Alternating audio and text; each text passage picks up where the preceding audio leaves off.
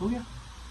मेरा नाम शैलेंद्र कुमार है और मैंने एक कविता लिखी है रामायण के एक पात्र के ऊपर, जो कि आप लोगों ने सुना होगा। लक्ष्मण की पत्नी है उर्मिला जी। उनका जो त्याग है, रामायण की जो कहानी गढ़ी गई है उसमें उर्मिला का जो त्याग है वो थोड़ा सा कहीं ना कहीं कवियों की दृष्टि से या लेखकों की दृष्टि से आगे नहीं आ पाया है, या उतना लिखा नहीं गया, कहा नहीं गया। कुछ एक कवियों ने कहा है, जैसे मैथिली शरण गुप्त ने लिखा साकेत में, लेकिन फिर बाद के कवियों ने इस पर थोड़ा सा कम लिखा है। मैं इस पर थोड़ा सा अपनी जितनी भी मेरी समझ है उससे प्रकाश डालना चाहूंगा। तो ये मैंने आधुनिक संदर्भों में लिखी है कि मैंने उर्मिला से कुछ प्रश्न किए हैं, उसके बाद उर्मिला ने कुछ उत्तर दिए हैं अपनी तरफ से कि क्या क्या उनके जीवन में हुआ, कैसे कैसे घटित हुआ। तो पहले मैं कुछ प्रश्न करता हूँ उर्मिला जी से, उसके बाद मैं वो उत्तर देंगे। मैं एक बात बताऊं, और अभी जहाँ से ये दादा सुना रहे हैं, एक कमरा यूपीएससी की तैयारी करने का एक बहुत अच्छा मंच है। एक इसको भूमि कह सकते हैं हम, विद्या की भूमि। वहाँ हम लोग बैठे हैं, मुखर्जी नगर। आप सुनाएगा।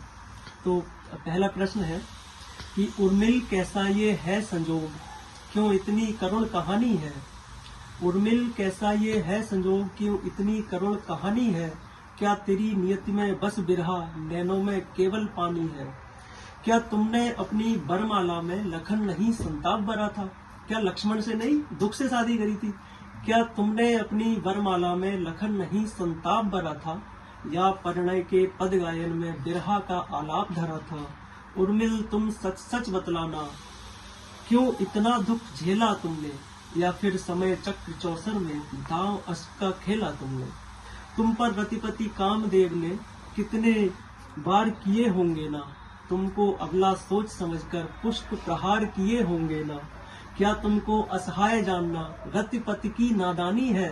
उर्मिल कैसा ये है संजोग, क्यों इतनी करुण कहानी है। ए जग की पीड़ा लिखने वालों, तुम लिखो कभी उसका वियोग, जिसने महलों में रहकर भी तज दिए राजसी वस्त्र भोग। मैं लेखन का लघु साधक, कुछ व्यथा पिरोता हूँ उसकी, सागर सी गहरी शांत व्यथा पर छिन छिन रोता हूँ उसकी। तो अब मैं बता रहा हूँ कि राम थे या भरत थे या लक्ष्मण थे, उन्होंने जो भी त्याग किया वो कुछ ना कुछ संदर्भों में या कुछ ना कुछ अनुबंधों में बंधे हुए थे। लेकिन उर्मिला किसी अनुबंध में बंधी नहीं थी। उनको कोई वचन नहीं ऐसा उनके पिता ने दिया था, किसी और ने नहीं दिया था, वो अपनी खुद की तपस्या है। तो उसमें मैं बता रहा हूँ कि थे राम पिता के वचन हेतु, संकल्प सिद्ध सो बन धाये। राम इसलिए वचन बन गए क्योंकि उनके पिता ने वचन ले रखा था उसको पूरा करने के लिए।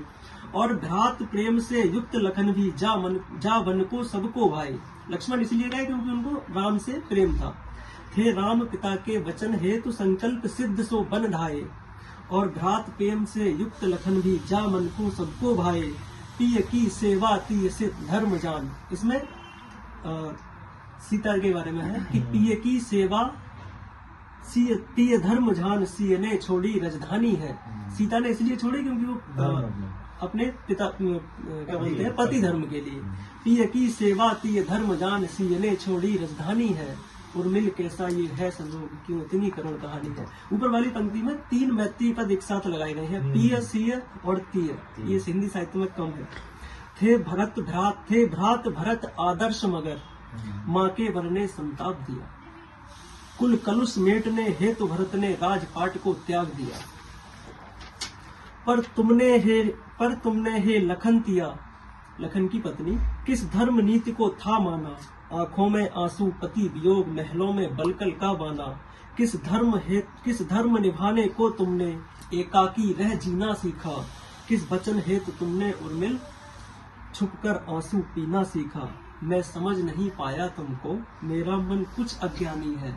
उर्मिल कैसा ये है संजोग, क्यों इतनी करुण कहानी है। अब जो मैंने प्रश्न किए हैं उर्मिला जी से, वो अब उत्तर दे रही हैं अपने शब्दों में। तो वो कैसे दे रही है आप सुनिए कि जब काल चक्र के कुटिल जाल में फंसे अवध के नर नारी, पितु की आज्ञा को सिरोधार बन चले राज के अधिकारी। तब सबने अपने मूल धर्म को जिया अवध संताप हरा। मैं अबला क्या करती, मैंने पति के मन का ताप हरा।